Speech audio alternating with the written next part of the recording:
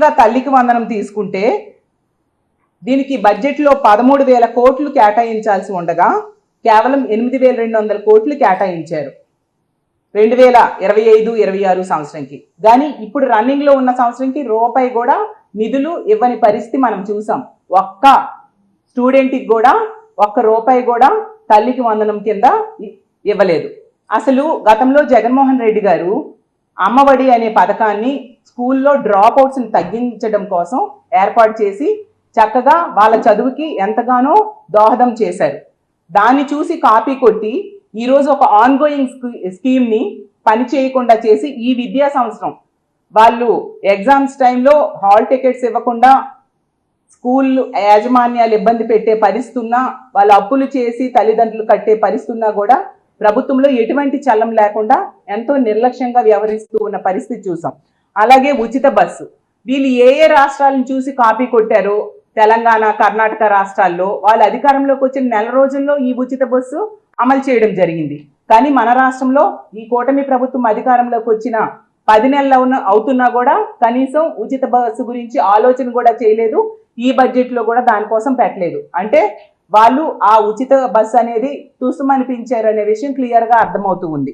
అలాగే ఆడబిడ్డ నిధి ఎంత దారుణంగా 18 సంవత్సరాలు దాటి 60 సంవత్సరాల లోపు ఉన్న మహిళలకి మోసం చేశారంటే ప్రతి నెల 1,500 రూపాయలు ఇస్తానని చెప్పి నమ్మబలికి ఓట్లు వేయించుకొని ఈరోజు ఆడబిడ్డ నిధి కోసం ఒక్క రూపాయి కూడా కేటాయించకుండా ఎంత దారుణంగా మోసం చేశారో మనందరము చూసాం. అలాగే దీపం పథకంకి కావాల్సింది 4,000 కోట్లు అయితే వీళ్ళు ఇచ్చింది కేవలం 2,439 కోట్లు. అసలు మన రాష్ట్రంలో ఎల్పిజి గ్యాస్ సిలిండర్స్ హోల్డర్స్ 1,55,00,000 మంది ఉన్నారు. బీపీఎల్ లో ఉన్న వాళ్ళు 1,48,00,000 మంది ఉంటే వీళ్ళు ఈ సంవత్సరంలో కూడా కేవలం ఒక సిలిండర్ ఇచ్చారు. ఇవ్వడమే కాకుండా 90 లక్షల మందికి మాత్రమే పరిమితం చేశారు. ఎంత దారుణంగా మహిళల్ని మోసం చేశారు ఈ గ్యాస్ సిలిండర్స్ ద్వారా అనేది మనకు క్లియర్గా అర్థమవుతుంది. అంటే ఇచ్చిన పథకాలు ఏవి కూడా, హామీలు ఇచ్చిన పథకాలు ఏవి కూడా ఈరోజు అమలు చేయని పరిస్థితి. మరి 50 సంవత్సరాలకే బీసీ, ఎస్సీ, ఎస్టీ, మైనారిటీ మహిళలకి పెన్షన్ ఇస్తానని చెప్పారు కదా, ఏదా పెన్షను? ఆ మహిళలందరూ కూడా ఈరోజు ఎదురు చూస్తూ ఉన్నారు. తీవ్ర నిరాశకు గురి చేసింది చంద్రబాబు నాయుడు గారి మహిళా సాధికారత మీద ప్రసంగం. అంత దారుణంగా మోసం చేసి మహిళా సాధికారత గురించి ఏ హక్కుతో చంద్రబాబు నాయుడు గారు మాట్లాడుతున్నారో అర్థం కాని పరిస్థితి. అసలు తెలుగుదేశం పార్టీ అంట తెలుగింటి ఆడపడుచుల పార్టీ అంట. అసలు ఇది కాదు, తెలుగింటి ఆడపడుచుల పార్టీ కాదు, తెలుగింటి ఆడపడుచులు వంచిన పార్టీ అని నేను తెలియజేస్తూ ఉన్నాను. అలాగే చెప్తున్నారు చంద్రబాబు నాయుడు గారు 65,000 కోట్ల రూపాయలు రుణాలు ఇస్తారట మహిళలకి. మరి 65,000 కోట్ల రుణాలు మాట తర్వాత మీరు ఎన్నికల్లో హామీ ఇచ్చారు కదా 3 లక్షల నుంచి 10 లక్షలకి చేస్తాను సున్నా వడ్డీ రుణాలు అని చెప్పి, వాటి గురించి మాట్లాడండి చంద్రబాబు నాయుడు గారు అని నేను అడుగుతూ ఉన్నాను. అలాగే తీసుకుంటే 1,00,000 మంది మహిళలకి పారిశ్రామికవేత్తలుగా చేస్తారట. మరి ఈ రాష్ట్రంలో ఉన్న మిగతా 2,49,00,000 ఆడబిడ్డల పరిస్థితి ఏంటి చంద్రబాబు నాయుడు గారు అని నేను అడుగుతూ ఉన్నాను. నెట్ట నిలువుగా మహిళల్ని మోసం చేశారు. గతంలో జగనన్న మహిళల కోసం ఎంతో చక్కగా ఆదరణ, ఆ రోజు మనం చూస్తే చేయూత పథకం ద్వారా జగన్మోహన్ రెడ్డి గారు ప్రతి మహిళకి కూడా 18,750 రూపాయలు ఇచ్చి వాళ్ళకి ఆర్థికంగా తోడ్పాటును అందించి వాళ్ళని ఒక మహిళా పారిశ్రామికవేత్తలుగా చేసిన పరిస్థితి మనందరము చూసాము. అలాగే గతంలో 2014 నుంచి 19 మధ్య చంద్రబాబు నాయుడు గారు ముఖ్యమంత్రిగా ఉన్న కాలంలో అప్పుడు ఎన్నికల్లో ఇచ్చిన డ్వాక్రా రుణమాఫీ హామీని ఎగనామం పెట్టిన సంగతి మనందరము చూసాం. 14,000 కోట్లు రుణమాఫీ చేస్తానని చెప్పి ముఖ్యమంత్రి అయ్యాక రుణమాఫీ చేయక మహిళల్ని నిట్టనిలువుగా మోసం చేయడమే కాకుండా 2016 అక్టోబర్ నుంచి వాళ్ళకి సున్నా వడ్డీ రుణాలు కూడా ఎగనామం పెట్టారు చంద్రబాబు నాయుడు గారు.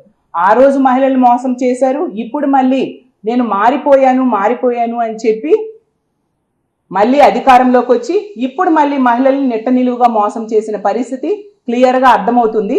మీరు అసెంబ్లీలో మహిళా సాధికారత కోసం మాట్లాడుతున్నారు. అలాగే శక్తి యాప్ అని మీరు చెప్పడం జరిగింది.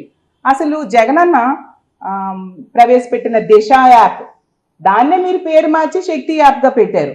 ఆ రోజు ఈ దిశ యాప్ కోసం అనిత గారు ఎంత వెటకారంగా గతంలో మాట్లాడారు. ఇప్పుడేమంటారు అనితమ్మ? మీరు కూడా అదే దిశ యాప్నే పేరు మార్చి పెట్టారు కదా. అలాగే జగనన్న దిశ పోలీస్ స్టేషన్స్ పెడితే దానికి కూడా పేరు మార్చేసి కొంచెం నిర్వీర్యం చేసిన పరిస్థితి మనం చూసాం. అంటే జగనన్న ఎంత మంచి వ్యవస్థలను తెచ్చారో అర్థం చేసుకోవచ్చు. జగన్మోహన్ రెడ్డి గారు తెచ్చిన ఆ మంచి వ్యవస్థలన్నింటిని కూడా వీళ్ళందరూ ఫాలో అవుతున్నారు, కాపీ కొడుతున్నారు. అంటే జగనన్న ఎంత మంచి వ్యవస్థల్ని ఆ రోజు తీసుకొచ్చారో మహిళల కోసం, మహిళా సాధికారత కోసం, మహిళా రక్షణ కోసం తీసుకొచ్చారనేది మనం అర్థం చేసుకోవచ్చు. ఆ రోజు జగన్మోహన్ రెడ్డి గారు తీసుకుంటే గతంలో చంద్రబాబు నాయుడు గారు మహిళలకి డ్వాక్రా రుణమాఫీ చేయకుండా ఎగ్గొడితే ఆసరా ద్వారా 4 విడతలుగా 2019 ఏప్రిల్ వరకు ఉన్న అప్పునంతటినీ కూడా వాళ్ళ అకౌంట్స్లో వేచి వాళ్ళకి సహాయం చేయడం జరిగింది. అలాగే చేయూత ద్వారా ఆదుకున్నారు. 32 లక్షల ఇళ్ల పట్టాలు ఇచ్చారు, 22 లక్షల ఇల్లు కట్టించారు. ఏ పథకం ప్రవేశపెట్టినా మహిళలే లబ్ధిదారులుగా ఉండేట్టుగా ఆ రోజు జగనన్న ఏర్పాటు చేయడం జరిగింది. మహిళలు తమ కాళ్ళ మీద తాము నిలబడడానికి ఎంతగానో కృషి చేయడం జరిగింది.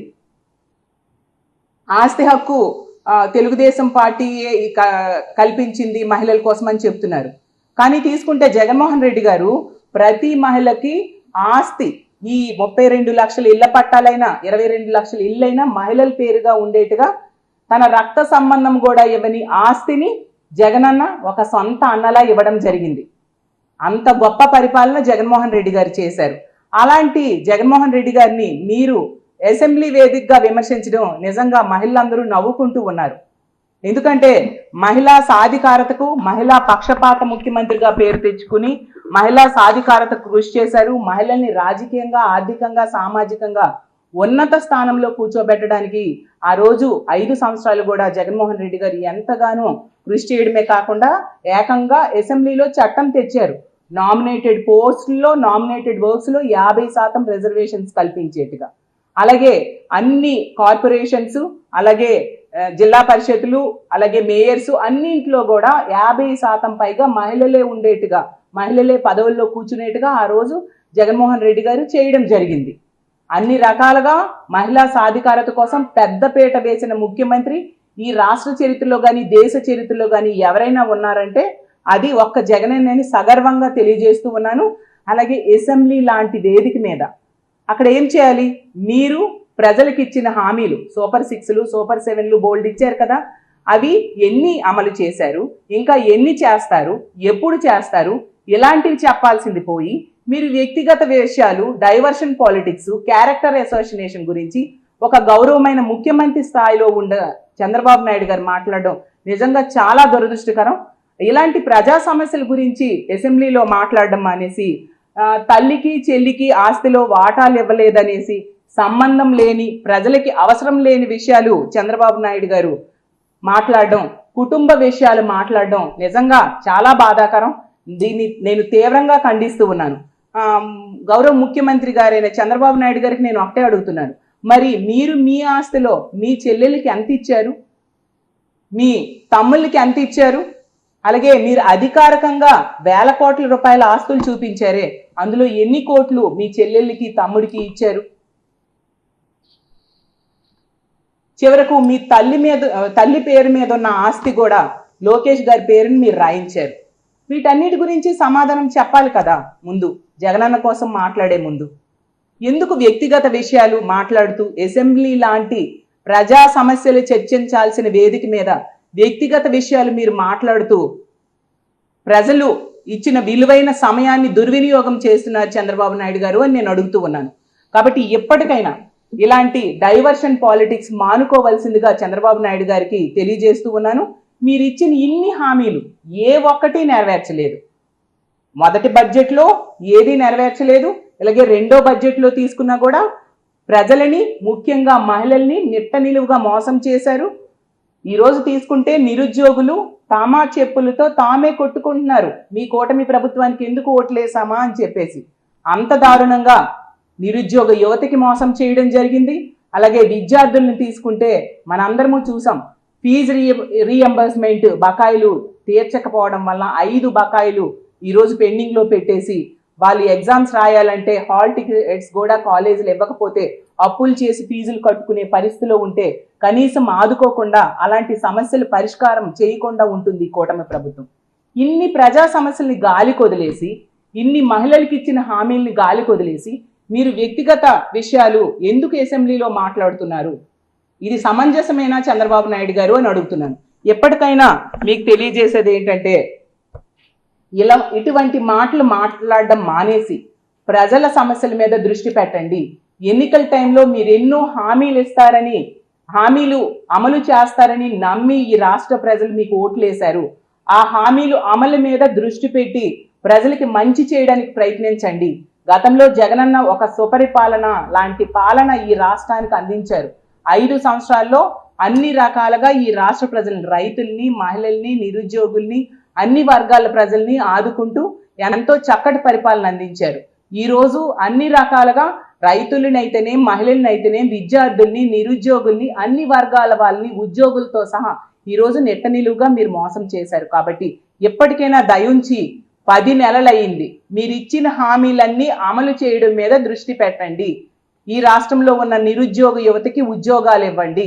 అన్ని రకాలుగా ప్రజల్ని ఆదుకోవడం మీద దృష్టి పెట్టండి. డైవర్షన్ పాలిటిక్స్ ఎప్పటికైనా మానుకోవాల్సిందిగా కోరుకుంటూ సెలవు తీసుకుంటున్నాను.